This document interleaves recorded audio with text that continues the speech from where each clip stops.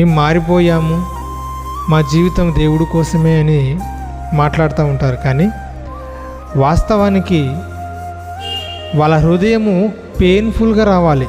దేవా, నేను చాలా రోజుల నుంచి నేను ఇబ్బంది పెట్టాను దేవా, నన్ను క్షమించు, నన్ను మందించు, ఇక నుంచి నా జీవితం అంతా నీకేనయ్యా, నా జీవితం అంతా నీకోసమే ఫలంగా పెడతానయ్యా, ఇన్ని రోజులు నేను తెలుసో తెలియక నేను చేశాను తండ్రి అని లోపల నుంచి తన్నుకొని రావాలా.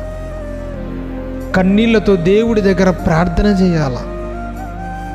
ఎప్పుడైతే హృదయపూర్వకంగా హృదయములో నుంచి నీకు బాధ కలిగి నేను తప్పు చేశానని పశ్చాత్తాపపడతావు చూడు, అప్పుడండి ఒరిజినల్ మార్పు. అంటే ఈరోజు అలాంటి మార్పు లేదు చాలామందికి